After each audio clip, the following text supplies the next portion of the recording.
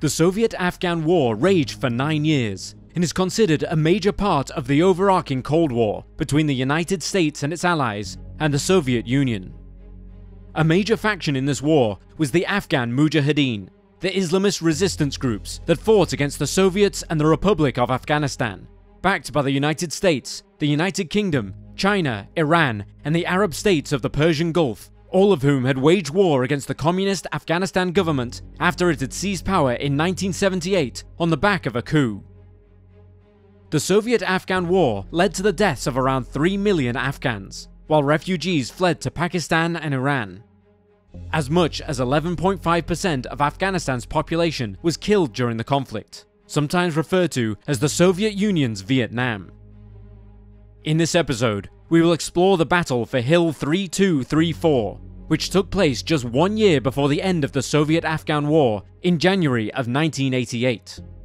This battle saw members of the Soviet Union, supported by the Republic of Afghanistan, attacked by over 200 Mujahideen rebels and Pakistani mercenaries. The resulting conflict would see over 200 Mujahideen dead in a single day. Welcome to Wars of the World.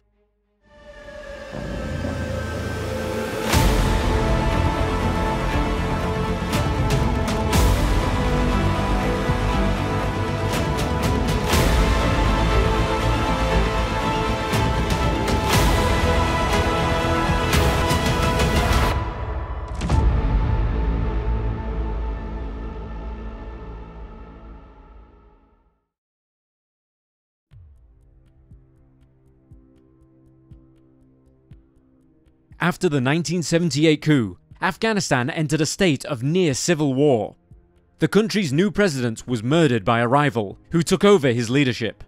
Afterwards, the Soviet Union became involved when they deployed members of their military who entered Kabul, killed the new president, and appointed a Soviet loyalist to take over. In November 1987, the Soviet 40th Army began Operation Magistral, a military operation hatched by the Soviets and the Afghan president Mohammad Najibullah to take back Satu Kandav Pass from the Mujahideen.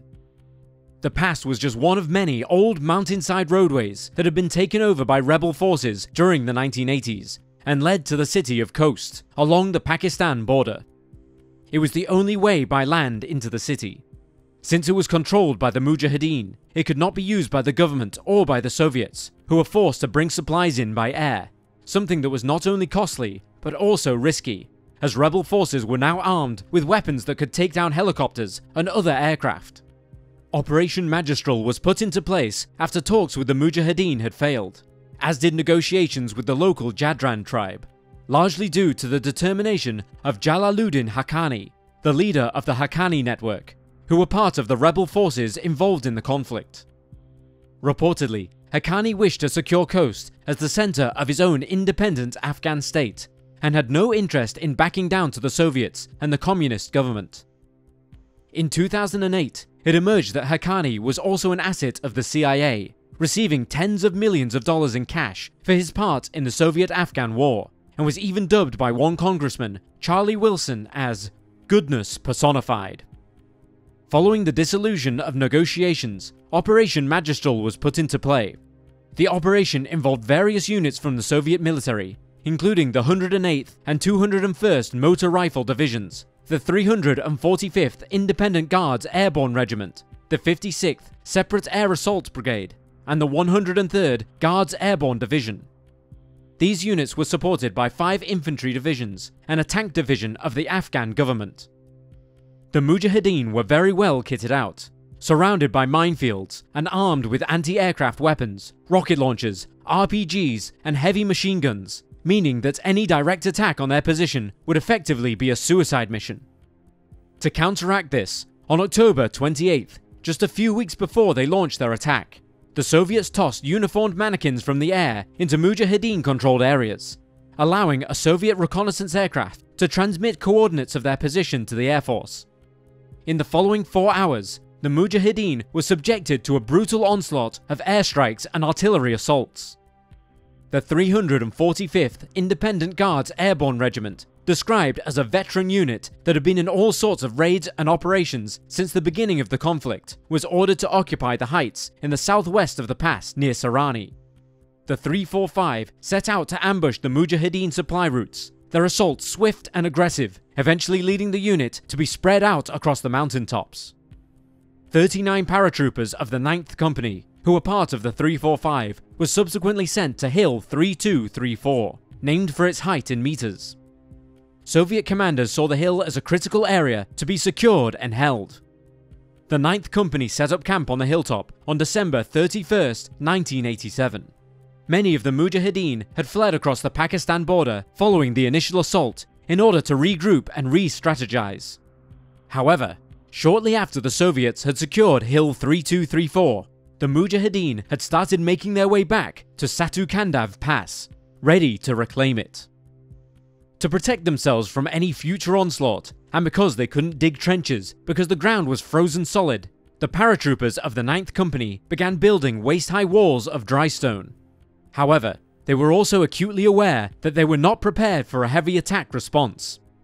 Though they had a single grenade launcher and a few rocket launchers, they had only limited fields of fire.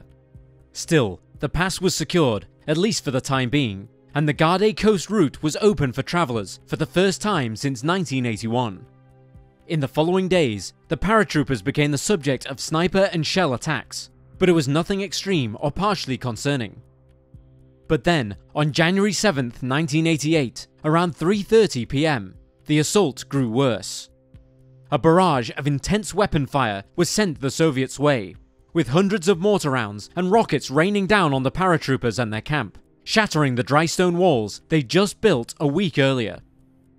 Around 250 Mujahideen and hundreds of Pakistani Special Forces fighters participated in the siege against the Soviets and the armed forces of the Democratic Republic of Afghanistan, attacking from 3 different directions. The Mujahideen were able to bounce between covers, and some even got within 200 meters of the outpost before they were spotted. Heavy machine gun fire from the paratroopers soon dispatched this particular group of rebel forces, and shortly afterwards, a member of the Soviet unit contacted headquarters and requested assistance, which they were given in terms of artillery support, ammunition, and reinforcements. Eventually, helicopters would arrive to evacuate wounded soldiers. At 16:10 hours, another barrage began.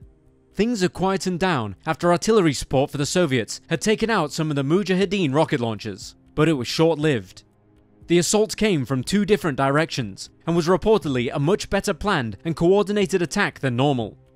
The Mujahideen were equipped with walkie-talkies, and they waited until the paratroopers ducked away for cover before moving forward as if they were militarily trained.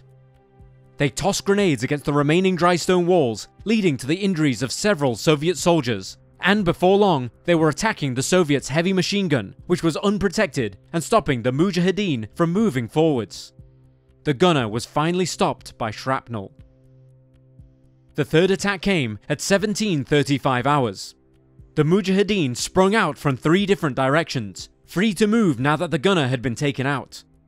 Though the Soviets responded with artillery fire, the rebel forces were now noticeably nearer than they had been before, making it difficult to attack them with heavy weapons.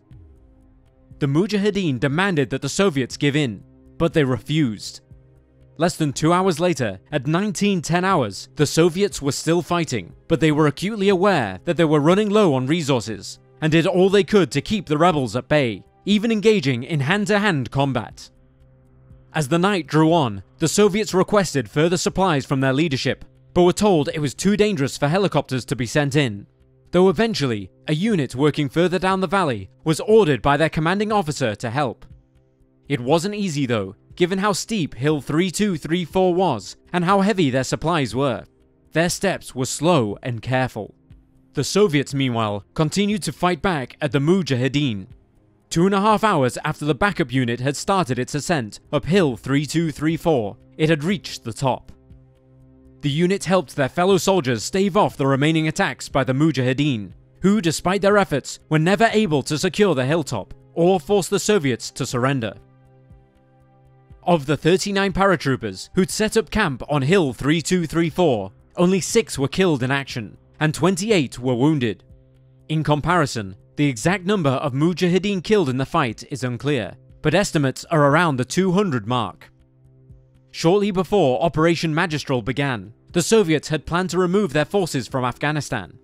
They had reportedly never planned to stay in the country for long, but had offered to support its government as it adjusted to communist leadership.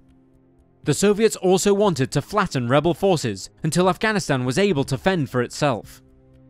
However, little effort was made to deal with the source of the problem, so rebels continued to emerge no matter how many of the Mujahideen were slaughtered.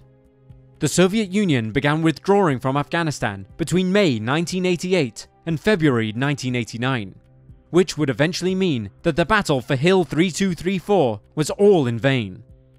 Though Operation Magistral was deemed a success, Satu Kandav Pass did not remain open for long.